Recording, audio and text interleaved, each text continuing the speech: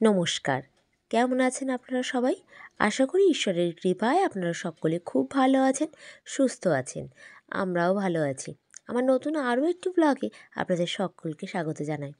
সকাল তো শুরু হয়েছে, রান্নাবান্নাও তো শুরু হয়েছে, কিন্তু আজকে সকালটা একটু অন্যরকমভাবে শুরু হয়েছে জানেন। আজ একটু তাড়াতাড়িই আছি বলতে পারেন, একটু ব্যস্ততা। মেয়ের আজকে স্কুলে অনুষ্ঠান আছে খেলার, আজকে হিট খেলা, তো সেখানেই যাব। তড়িঘড়ি লেগে গেছে রান্না বান্নায়। সকাল আর দুপুরের একসঙ্গে রান্না আপনাদেরকে শেয়ার করছি। আমি বলতেও থাকি যে আমি আজকে কী কী রান্না বান্না করব না করব। এই যে আলুটা কেটে নিচ্ছি খুব তাড়াতাড়ি করে জানেন, মানে একটু দাঁড়ানোর সময় নেই। এদিকে আমি স্নানও করিনি, আজকে ওই বাসি কাজটা করে কাপড় ছেড়েই আর কি রান্নাঘরে চলে এসেছি। ডালটা বসিয়ে দিলাম আলু দিয়ে, এটা সকালের জন্য। আর এদিকে ডিম সিদ্ধ বসানো হয়ে গেছে, ডিম সিদ্ধ হয়ে গেছে, সেটা হচ্ছে দুপুরের। আজকে একটু ডিমের ঝোল করব আর একটু উচ্ছে আলু ভাতে দেবো, এই আজকের মেনু। খুব তাড়াতাড়ি শর্টকাট রান্না। সকালবেলা যেহেতু ভাতই খাবো সেজন্য ডাল, মুসুরির ডাল আর আলু সিদ্ধ করবো, সেটা পেঁয়াজ দিয়ে মাখা, এই আর কি। তাই দেখুন পেঁয়াজ রসুন সমস্ত রকম ছুলে নিচ্ছি আর এগুলো পরিষ্কার করে নিচ্ছি, কারণ আমি আগের দিন কোনো কিছুই করে রাখিনি। সকালবেলা উঠেই 5:30টার থেকেই কাজে লেগে গেছি। আবার এদিকে 8:30টার মধ্যে স্কুলে বেরোতে হবে, 9টার সময় মাঠে পৌঁছাতে হবে। আমাদের বাড়ি থেকে সেই বড় মাঠ ধরুন এই আধা ঘন্টার মতন রাস্তা। আর টোটোতে গেলে বা অটোতে গেলে সেখানে 15 থেকে 20 মিনিট লাগবে, আর হেঁটে গেলে প্রায় আধ ঘন্টার উপরে লাগবে। এবং এত সকালে, শীতকালের সকাল যেহেতু, টোটো অটো কী পাবো না পাবো তার ঠিক ঠিকানা নেই, সেই জন্য একটু তাড়াহুড়োই করছি। অন্যদিন সকালবেলা স্নান করা হয়ে যায়, কিন্তু আজকে একটু মাথায় শ্যাম্পু করার ব্যাপার আছে, তো সেই জন্য একটু দেরিই হচ্ছে, দেরি করেই স্নান করব। এইদিকে আমার প্ল্যানের মধ্যে আছে যে আমি 7টা 7:30টার মধ্যে 7:30টার মধ্যে রান্নাবান্না কমপ্লিট করে আমি মেয়েকে ডেকে, ও ঘুমাচ্ছে, ওকে ডেকে ওকে তুলে ওকে একটুখানি কিছু খাইয়ে আমি স্নানে চলে যাব।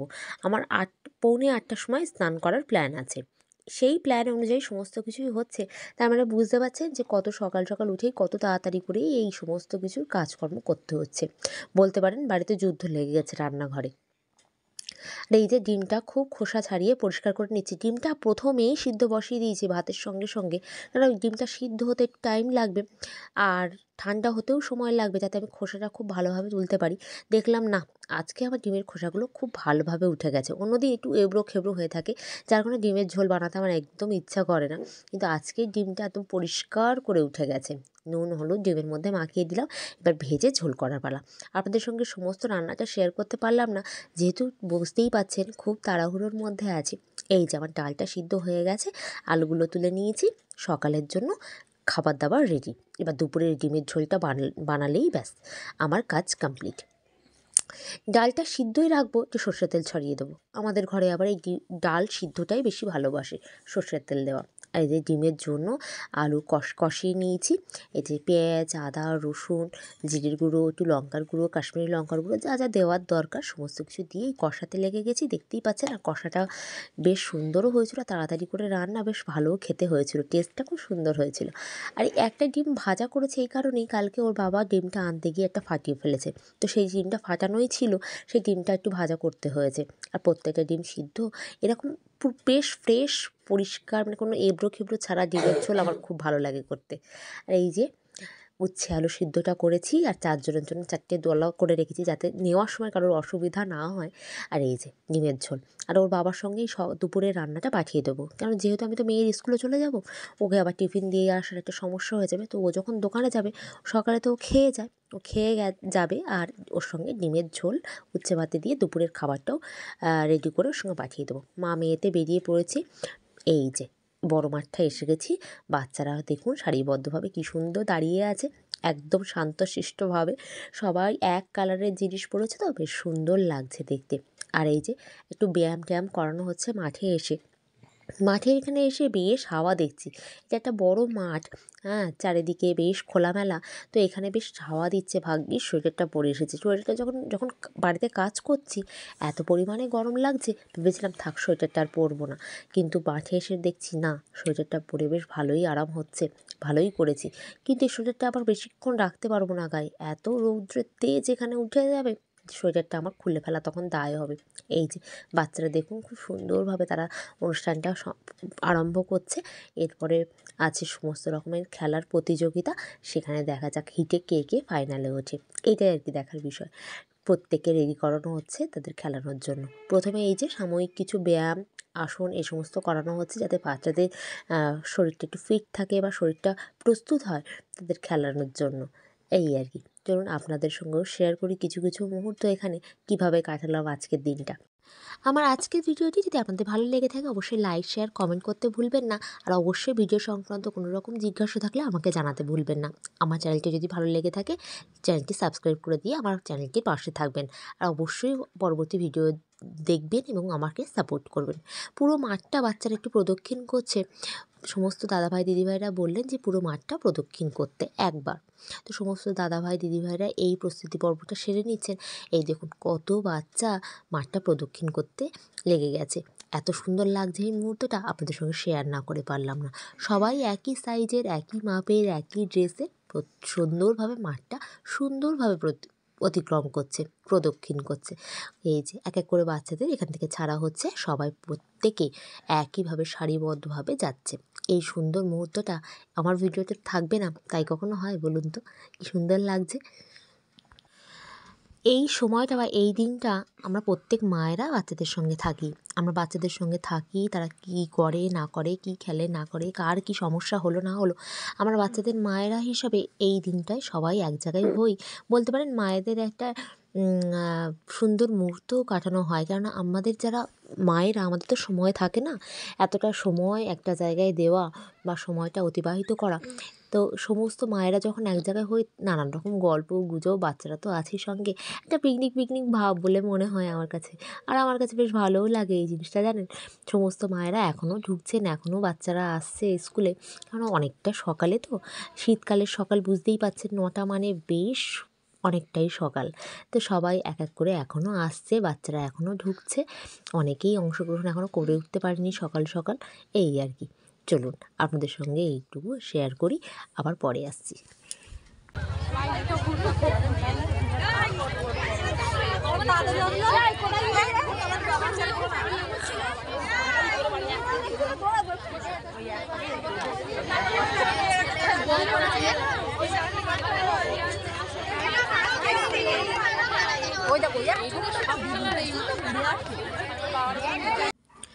এই যে এদের এখানটায় সমস্ত কিছুর আয়োজন করা হয়েছে। একটু উঠে গিয়ে আপনাদের সঙ্গে দেখাচ্ছি।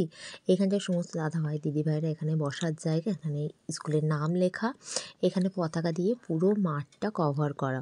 বাচ্চারা এখানে যে যার মতন খেলায় অংশগ্রহণ করছে আর কার কোথায় খেলা হচ্ছে সেটা দেখে নিচ্ছে। এটা সেকেন্ড হাফের মনে হচ্ছে আমি দেখাচ্ছি। এখানে বিভিন্ন জায়গায় বাচ্চাদের খেলা হচ্ছে। যার যেখানে অসুবিধা সে দাদাভাইদের বলতে পারে যে আমার এটা অসুবিধা হচ্ছে বা আমি এটা বুঝতে পারছি না, আমার কী খেলা না খেলা। সেকেন্ড হাফ খেলা শুরু হবার আগেই আমাদের একটু টিফিনের ব্যবস্থা করা হয়েছিল।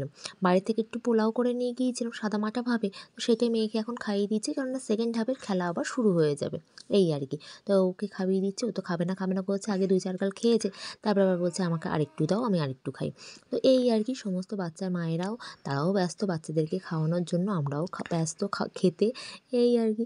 ও আবার দেখুন হাঁ করছে, ও খাবে বলে একটু পোলাও ওর মুখে আবার দিয়ে দিলাম একটু। আর এইটুকু সময় ছাড়া আর পরে আবার খেতে পারবো না, কারণ সেকেন্ড হাফের খেলা আবার শুরু হয়ে যাবে। তো তখন যে যেখানে পারবে একটু মানে খেলা শুরু হয়ে যাবে। সেকেন্ড হাফটা খুব তাড়াতাড়ি কেটে যায় ফার্স্ট হাফের থেকে। ফার্স্ট হাফে এক এক করে খেলা হয়, দৌড় প্রতিযোগিতা ছিল ফার্স্ট হাফে। সেকেন্ড হাফে যার যার খেলা মাঠের বিভিন্ন অংশে হতে থাকে বিভিন্ন দাদাভাইয়ের কাছে। আর মাইকে ওইদিকে অ্যানাউন্সও করে দেয় যে কার খেলা কোন দিকে হচ্ছে, সেই বাচ্চা সেদিকে চলে যাবে।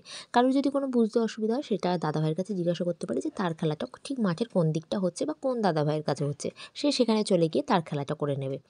এইরকম আর কি ব্যাপার। এখানে অনেকটাই দেরি হয়ে গিয়েছিলো, কারণ অনেকটা বাচ্চার ব্যাপার। তো বাড়ি আসতে আসতে প্রায় 2-2:30 মতো বেজে গিয়েছিল।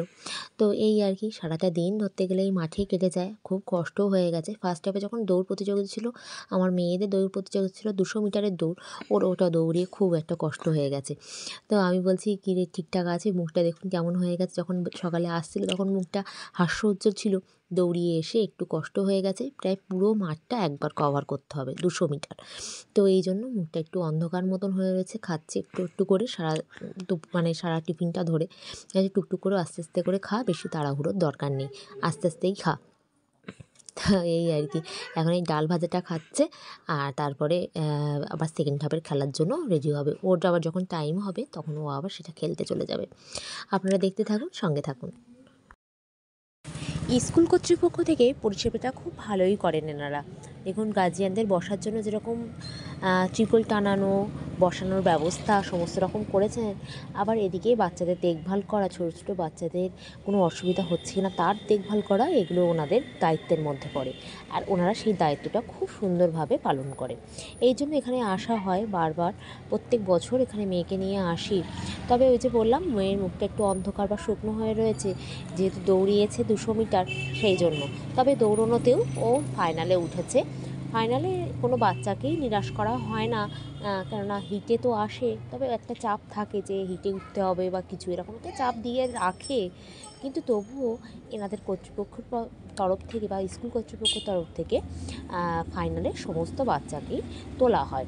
তো ও বাদ যায়নি দৌড় প্রতিযোগিতায় ফাইনালে ওঠার থেকে। আর এইখানে বাচ্চারা সমস্ত খেলা করছে আলাদা আলাদাভাবে। খেলা করছে বলতে স্কুলের যে খেলাগুলো সেগুলো তো ওরা করেইছে, তো তার পাশাপাশি যে এরকম সবাই তো বাধার মধ্যে থাকে, পড়াশুনো চাপ সমস্ত বাধার থেকে তারা যেন এই দুটো দিন একটু রেহাই পায়। স্কুলের যে হিট আর ফাইনালের দিন তারা যেন একটু রেহাই পায়, স্বস্তি পায়। সব যে যার মতন মাঠের মধ্যে নিজেদের মতন করে খেলা করে, দৌড়োদৌড়ি ছুটোছুটি হাসাহাসি সমস্ত কিছু। তো এই জিনিসগুলো বাচ্চাদের না খুব দরকার। অনেক বাচ্চাদের মায়েরা আছেন, গার্জিয়ানরা আছেন যে স্কুলে যখন এরকম খেলা হয় তারা সেখানে নিয়ে যায় না বাচ্চাদের যেতে হবে না, ও একটা ফালতু জিনিস। কিন্তু আমার কাছে মনে হয় এটা কোনো ফালতু জিনিস নয়। বাচ্চাদের যেরকম পড়াশুনোটাও জরুরি, সেরকম পাশাপাশি খেলাধুলোটাও অবশ্যই জরুরি। আর এই যে একটা বাচ্চা, সে ঘরের মধ্যে বসে থাকে সারাটা দিন, হয় মোবাইল ফোন, না হয় পড়াশুনো নিয়ে, কিন্তু তার পাশাপাশি যে এই সমস্ত কাজকর্মগুলো বা এই সমস্ত খেলাধুলোগুলো তার জীবনে জরুরি, বা বাচ্চাদের সঙ্গে অন্য বাচ্চার যে মেলবন্ধন বা কথাবার্তা, এই সমস্তগুলো প্রত্যেকের জরুরি। তো এইটা অনেকে বুঝতে চায় না বা বুঝতে পারে না। তা প্রত্যেক বাবা মা হিসেবে আমাদের দায়িত্ব থাকে বাচ্চাদেরকে একটা সুস্থ স্বাভাবিক জীবন দেওয়া, চাপের মধ্যে না রেখে সব কিছু সুন্দরভাবে একটা জীবন দেওয়া। সুস্থ স্বাভাবিক জীবন ভালোবাসার মধ্যে দিয়ে সব কিছু তো হবে জীবনে। আর এই যে দোকানে এসে গেছি, সব হয়ে গেছে, খেলা মিটে গেছে, প্রায় 2টো মতন বাজে। মেয়েকে স্নান করিয়ে তো নিয়ে যাইনি অত সকালবেলা, বাড়ি যাবো, স্নান করাবো। তবে 2টো খেলাতেই মেয়ে ফাইনালে উঠেছে, ফাইনালের দিন আবার যেতে হবে, তার পরের দিনই ছিল ফাইনাল। আর এই যে হাজব্যান্ড কী লেখালেখি করছে আমি বলতে পারবো না, তবে আমরা এখন বাড়ি যাবো, কেননা মেয়ে এদিকে স্নান করেনি, সেটা একটা মাথার মধ্যে হেডেক রয়েছে। খেয়েছে যা হোক টুকটাক, ওখানে পোলাও নিয়ে গিয়েছিলাম সেটা খেয়েছে, টুকটাক টিফিন নিয়ে গিয়েছিলাম সে সমস্ত খেয়েছে, খাওয়াটাও না, কিন্তু স্নান করেনি, এটা একটা মাথার মধ্যে হেডেক হয়ে রয়েছে। আর এটা আমার বিকেলবেলাকার ভিডিও, কারণ আমি ওকে জিজ্ঞাসা করছি কী রে কেমন লাগছে শরীর বা কিছু। ও একটু ঘুমিয়েও পড়েছিল দুপুরবেলা, বাড়ি এসে যে মেয়ে ঘুমায় না সে মেয়ে দুপুরবেলা ঘুমিয়ে পড়েছিল। তো আমি ওকে জিজ্ঞাসা করছি কী রে কী আছে, শরীরটা ঠিক আছে নাকি? তো বলছে হ্যাঁ ঠিক আছে। তো পড়তে যাওয়ার জন্য আর কি, যা পড়তে যা, তারপরে সকাল সকাল কাকিমাকে বলবো সকাল সকাল ছেড়ে দেওয়ার কথা। এইসবই কথাবার্তা বলছি। যে চলুন আজকের ভিডিওটা এই পর্যন্তই রাখলাম, আপনাদের সঙ্গে দেখা হবে নতুন কোনো ভিডিওতে। আপনারা সকলে খুব ভালো থাকবেন, সুস্থ থাকবেন এবং সাবধানে থাকবেন। অবশ্যই বাচ্চাদেরকে একটা সুন্দর স্বাভাবিক জীবন দেওয়ার চেষ্টা করুন, বাধা ধরার মধ্যে কোনো কিছুই ওদেরকে রাখবেন না, আটকে রাখবেন না। এই সমস্ত খেলাধুলা করান, ভালো থাকুন, সুস্থ থাকুন। দেখা হবে আপনাদের সঙ্গে নতুন কোনো ভিডিওর মাধ্যমে। আপনারা সকলেই খুব ভালো থাকবেন। আজ আসি, দেখা হবে নেক্সট ভিডিওতে। নমস্কার।